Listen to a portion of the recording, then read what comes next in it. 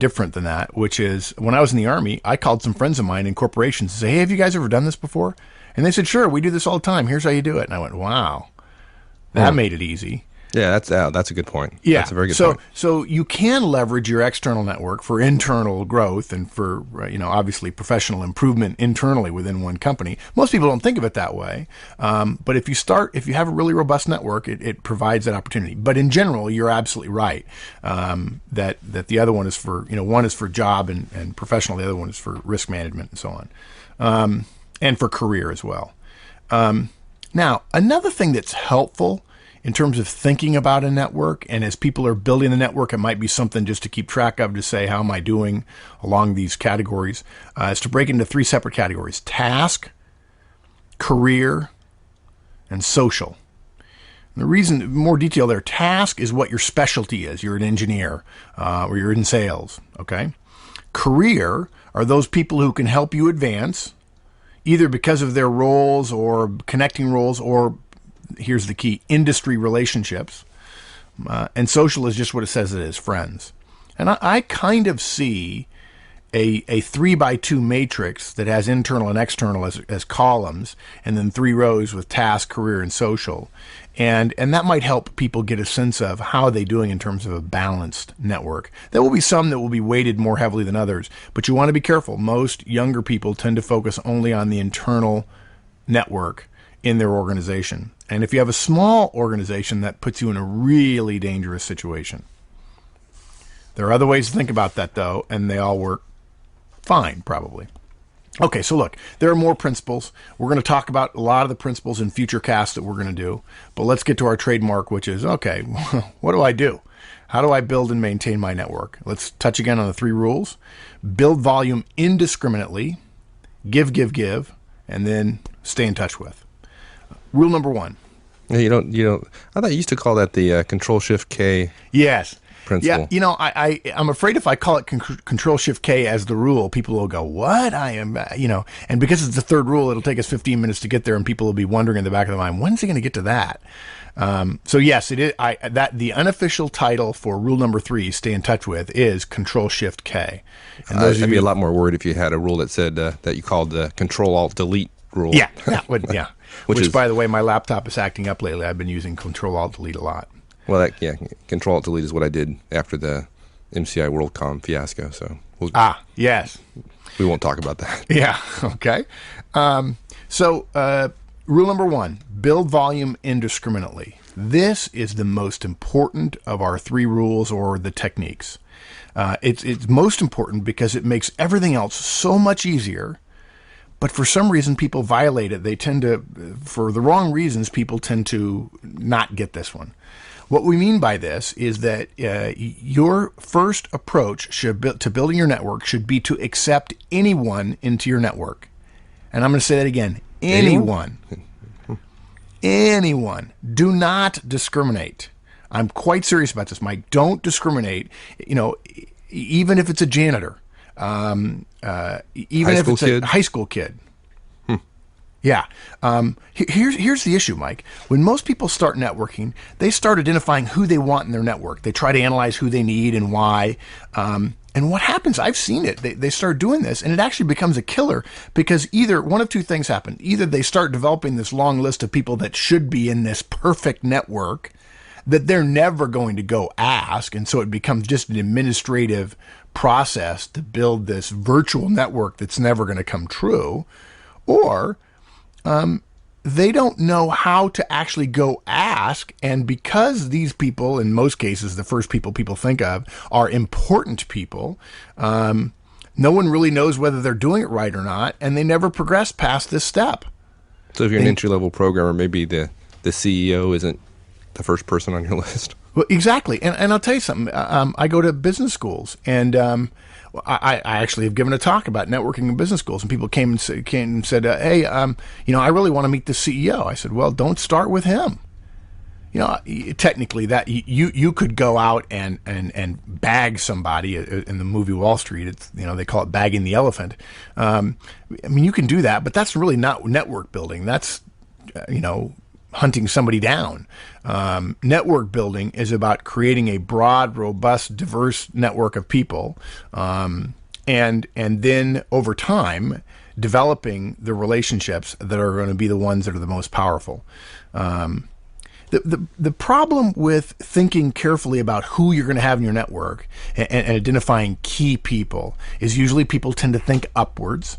So in other words, you're always working up. It's like you have a board of directors of 100 people, which is not really a network. But it makes the first step so much harder. I just recommend, don't worry about who should be in your network. Just start adding people. High school kids, librarian at your son's school, your retired neighbor who was a homemaker, the church secretary. Seriously, those are the kind of, I have people like that in my network. Okay, but what are those people going to do for me? That is the classic question I get from executives. I'm like, yeah, okay, 2 answers. First, in just a minute, we're going to talk about rule number 2, give, give, give. Okay, and that'll answer that indirectly. Second, consider this. If your thinking and approach to networking starts with what that person can do for you, then that is the response everyone whom you tried to add to your network will have about you. She's out for herself, or he's out for himself. He's all about number 1. You will fail at building your network if this is how you approach things. People who are starting a network who say, what can I get from this person? And then go try to create a relationship with the intent of getting something from them in the future. Walk around with a big red sign in their forehead said, please avoid me. It's all about me. I'm not going to care for you. I'm not going to give to you. I'm trying to get something from you in the future, and I'm prepared to schmooze you now in order to get it at some point when I really need it. Now, look, Mike, over the course of your life, you and I both talked about it, you're going to lose people in your network. If you're too careful about who you put at the top of the funnel, if you will, if you think about this as a funnel, then the bottom of your funnel, when you actually need these people, is going to be almost empty. It's only going to have your spouse and your direct reports in it, and that's not much of a network. No offense to your spouse. And here's the other thing, and I've alluded to this already. If you haven't built a network before, this means the first few times you interact with people, and you don't tell them you're adding them to your network, but the first few times you talk to people and get their contact information and arrange to stay in touch with them, you're not going to do it very well. You're going to make dumb mistakes. And it's fine. That's okay to make mistakes as long as you build volume indiscriminately. But it's not okay to be making mistakes only with the people that you've identified as being the most important person in your network. But if you make those first, at the same time that you don't have good skills at building the network, at shaking hands with people and getting to know people and offering them favors when they need help and so on, then you end up burning all of the potentially, quote, best, unquote, people in your network right away. Now, if this sounds countercultural, I think it is, because most people are so terrible at networking and because they put such a negative spin on it with their whole schmoozing and cocktail party kind of mentality.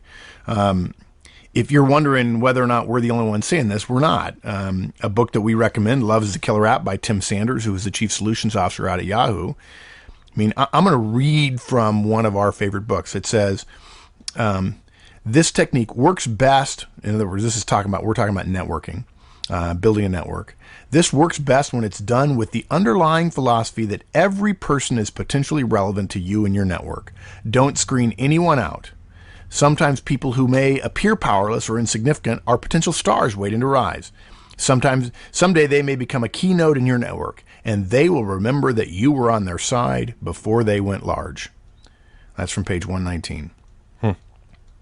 Okay, so indiscriminate, that means the thing I should do when we're done shooting this podcast is fire up Outlook and do a mass mail to every single person on my email list. Yeah, maybe not so much. No. No. Building a network happens one person at a time. And I have a suggestion about, for people who travel, I'm getting on a plane tomorrow. For people who travel, every trip, add one person to your network. For people who don't travel, add one person to your network every week. If you do this for 5 years, you're going to have 200. You're going to lose some people, but you're going to have 200 people in your network. That's a great start. And of course, they're going to add people as well. So there's some geometric progression there. One person a week.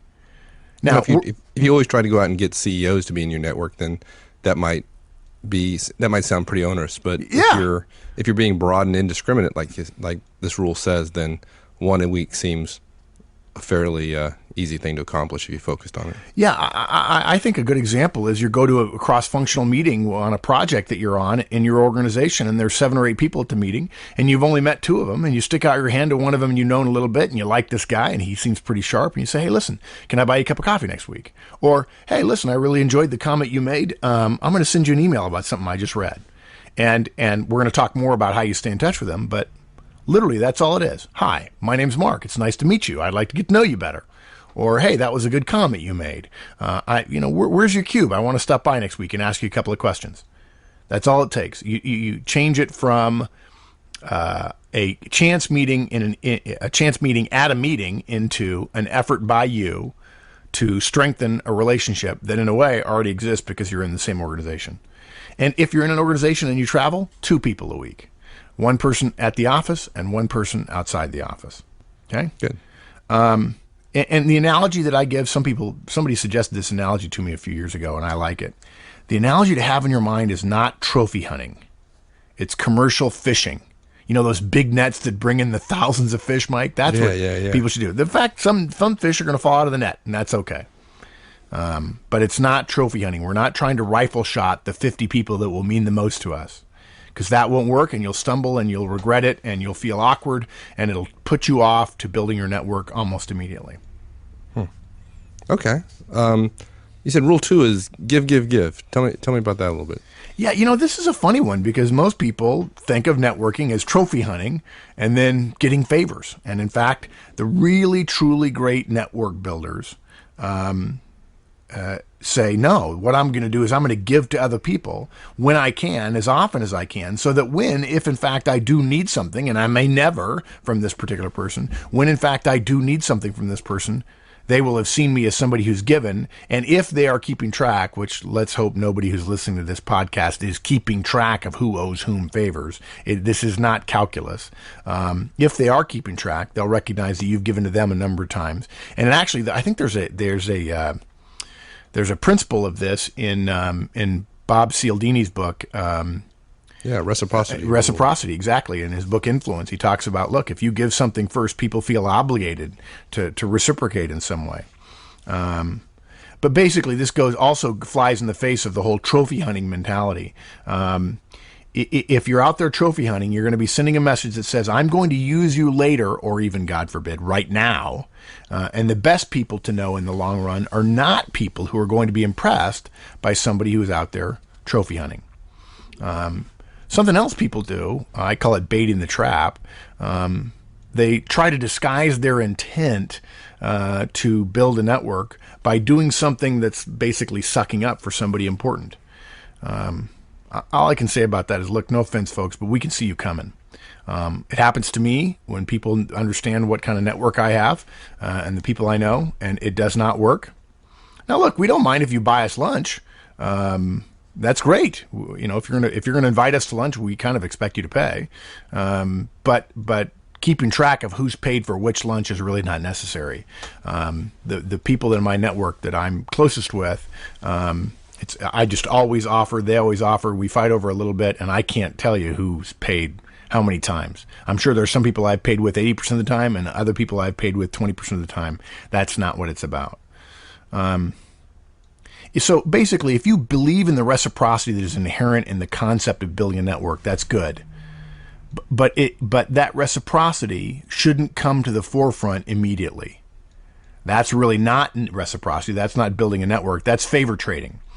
Favors will get traded in your network. There's no question about it. That's part of the reason you have it, so that if you're down and out, if you get laid off, if you get divorced, if you have to move and you don't know somebody where you're going, or almost immediately, and you have to leverage your network, favors are going to get traded. You're going to